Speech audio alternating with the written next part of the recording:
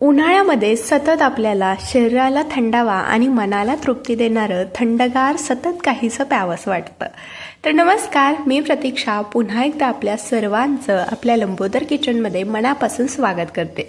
तर आज मी तुमच्यासाठी घेऊन आले शरीराला थंडावा देणारं थंडगार असं काकडीचं सरबत, जे बनवायला अगदी सोपं आहे. कोणतीही पूर्वतयारी न करता अगदी झटपट बनतं. तर उन्हाळ्यामध्ये सतत आपल्याला थकवा जाणवतो किंवा शरीरात एनर्जी नसल्यासारखं वाटतं. जर तुम्ही रोज 1 ग्लास हा सरबत पिला ना, तर अगदी तुम्ही रिफ्रेशिंग व्हाल. तर चला तर मग आता वेळ न घालवता आजच्या व्हिडिओला सुरुवात करूया. तर त्यासाठी इथे मी 1 काकडी घेतले. तर एका काकडीमध्ये 2 ग्लास सरबत आपले सहज तयार होतात. तर सगळ्यात आधी आपल्याला हे जे काकडीचा देठ आहे तो आपल्याला काढून घ्यायचा आहे. तर आता हा जो देठ आपण काढून घेतलाय तो याच भागाला थोडासा चोळून घ्यायचा. तर असं केल्यामुळे काय होतं, काकडीमध्ये जो काही चीक असतो तो बाहेर निघतो. तर हे बघा, तुम्ही बघू शकताय, हा जो पांढरसर जो भाग आहे तो चीक आहे याचा.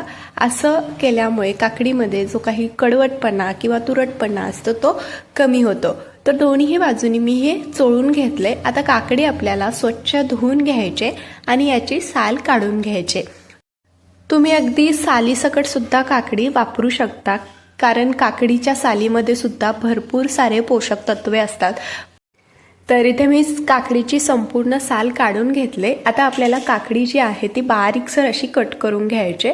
तर काकडी हे एक उन्हाळ्यातील अत्यंत आरोग्यदायी फळ मानले जाते, कारण यामध्ये 95 ते 96% पाणी असते आणि त्यामुळे शरीरातील पाण्याची कमतरता ही टिकवून ठेवते आणि उन्हाळ्यामध्ये शरीराला थंड ठेवण्याचं काम काकडी करते.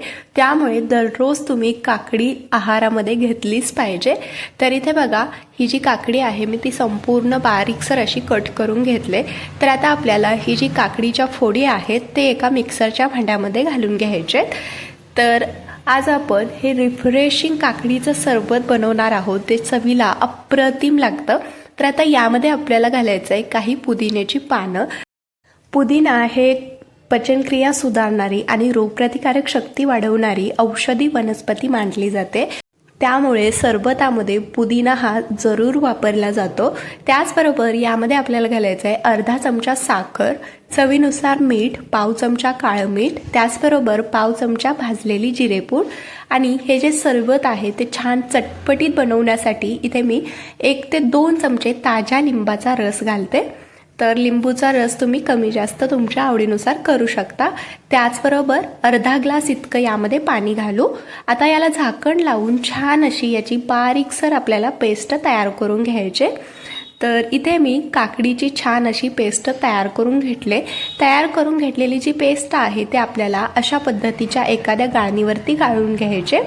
तर हे चमच्याने मी हलकीशी प्रेस करून घ्यायची आणि संपूर्ण यामधला काकडीचा जो रस आहे तो काढून घ्यायचा आहे. तर हे मी गाळून घेणार आहे, पण तुम्ही हे न गाळता सुद्धा सरबतामध्ये वापरू शकता. तसा सुद्धा सरबत अगदी छान लागतो. पण कधी कधी काय होतं, लहान मुले जर पिणार असतील ना, तर त्यांच्या तोंडामध्ये थोडंसं काही आलं ना तर ते पिण्यासाठी नकार देतात. म्हणून मी हे गाळून घेणार आहे. आणि जर मोठी लोकं पिणार असतील तर हे असं सुद्धा दिलं ना तरी देखील अगदी छान लागतं.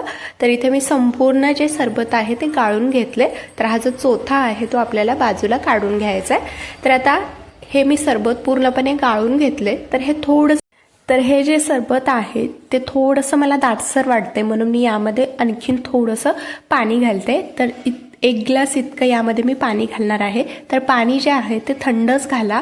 त्याचबरोबर काही बर्फाचे तुकडे देखील घालू, म्हणजे आपलं जे सरबत आहे ते छान थंडगार असं तयार होईल. तर इथे बघा, हे आपलं मस्त थंडगार रिफ्रेशिंग असं काकडीचं सरबत तयार झालंय. काय भारी दिसतंय, तुम्ही बघू शकता. तर आता हे जे सरबत आहे ते अजून पौष्टिक करण्यासाठी यामध्ये मी इथे 1 चमचा सब्जाची बिया घालते. त्यामुळे हे जे सरबत आहे ते अजूनच पौष्टिक होईल आणि शरीराला जास्तीत जास्त थंडावा मिळेल. तर आता हे थंडगार सरबत आपण एका ग्लासमध्ये सर्व करूया. उन्हाळ्यामध्ये सतत कमजोरी किंवा शरीराला थकवा जाणवत असेल तर हे काकडीचं थंडगार सरबत अगदी तुमच्यासाठी परफेक्ट आहे. त्यामुळे हे काकडीचं सरबत तुम्ही देखील एकदा नक्की करून पहा. व्हिडिओ आवडला असेल तर लाईक करा, चॅनलला सबस्क्राईब करा. पुन्हा भेटू अशाच एका नवीन आणि छानशा रेसिपीसोबत. तोपर्यंत धन्यवाद.